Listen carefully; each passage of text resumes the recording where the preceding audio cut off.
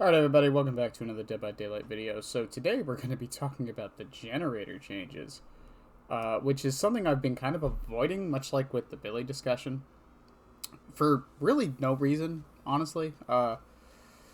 I think it's a good change, is what I'm going to start off saying. For those who don't know what the change is, here's a big blurb of text. Basically what this means is that you can no longer regress a gen more than 8 times, and base kicking is now 5% from 2.5%, and you cannot just tap a generator to start it back up. You have to hold it for 5% of the progress lost to get it back to not regressing.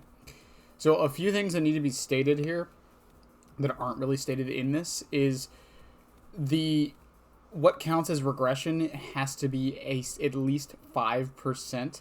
So what this means is something like Ruin, which got buffed in this patch, by the way, well, reverted, won't affect the 8 regression events. So if Ruin constantly keeps going off, it won't affect anything.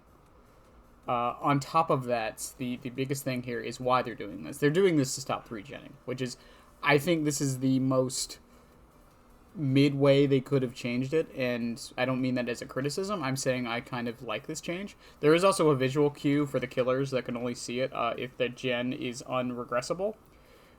The only fear I have with this is that there's some non-regression perks that kind of get affected by this. Nowhere to Hide is a good one. But at the same time, if you have to kick a gen 8 times, yeah, it might be a problem. I think 8 was a good number for them to do it. Because you get 12 uses of pop. If you're using 8 of those 12 uses on one generator, yeah, okay, whatever, dude. I really don't see a problem with this. This is just basically, it's a similar way to defining a relative end to the game, right? Without actually saying the game is ended.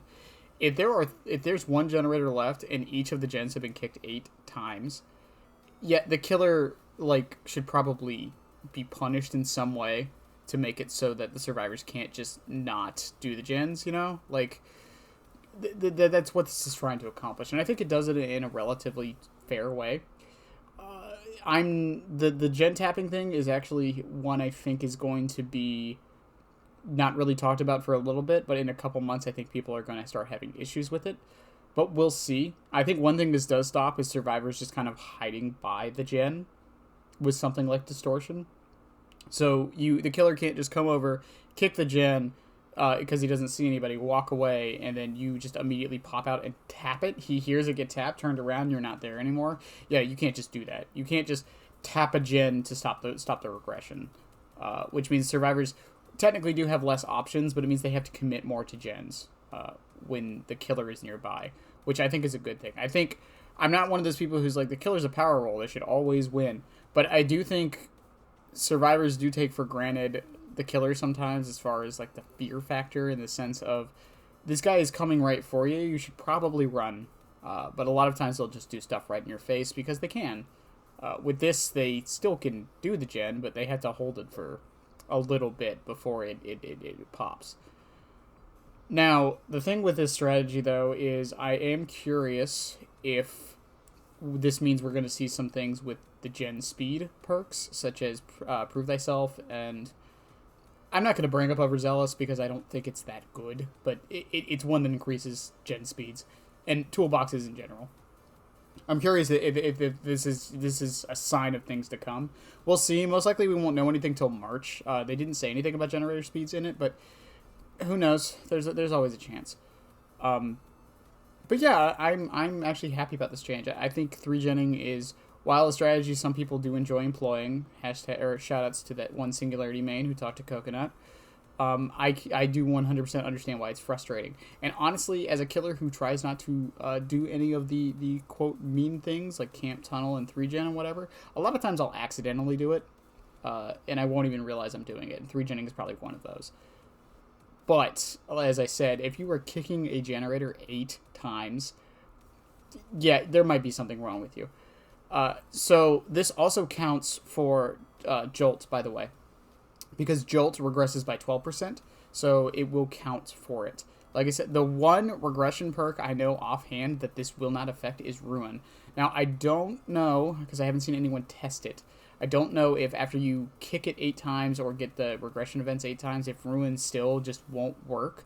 But Ruin itself, well, no, you can't even kick it because it's Ruin. Never mind. I guess Ruin's fine. I guess, yeah, this might actually make Ruin good again. Probably not, but we'll see. I'll get into the Ruin changes. I actually like the change they did. I mean, it was basically reverting it. Now it just stays up, even if you kill somebody. I don't know why it went away. That was one of those weird things where it was the only hex that did it, and it's also a hex. That's why it was really dumb that it did. I don't think Ruin's going to become meta or anything, but we'll see if some killers start running it. I think some killers it's actually decent on. I think Chucky can run it pretty well. I think Nemesis does well with Ruin. Legion, a lot of the killers who can either get around the map fast or trick survivors into thinking they're there, like Freddy with one of his add-ons, where he can teleport to every gen on the map, basically.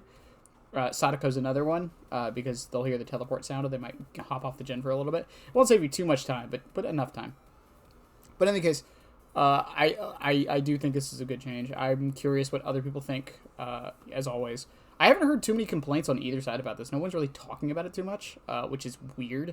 I think Alan Wake and Hillbilly kind of overtook the conversation a lot with this patch, which is fine. I just, yeah. In any case, tell me what you guys think. Love y'all. Links below. I'm going to try to stream tomorrow. I know that's going to date this video, even though my work schedule's changed, and I'm still trying to figure out a way to have a consistent schedule with that, now that I'm doing both opening and closing. In any case, I love you guys, and I do want to say a special note. I know this is technically the end of the video. All the comments on the Alan Wake video, I want to say thank you to everybody, because it was surprisingly, overwhelmingly positive, and it really, really made my day reading a lot of those comments. I am so glad that a character that many people love, and a series that many people love, has gotten into this game. I said the same thing when Chucky came out for me, and I'm glad other people get to have that feeling in this game. And I think it's something a lot of us often forget when we're like, oh, well, this character doesn't belong in the game. Regardless, he's here. Shut the fuck up. Blah, blah, blah. I'm happy for the people who got their dream character. And I hope we see more of these. I don't want to say niche characters, but characters that are kind of like no one was expecting. But yeah.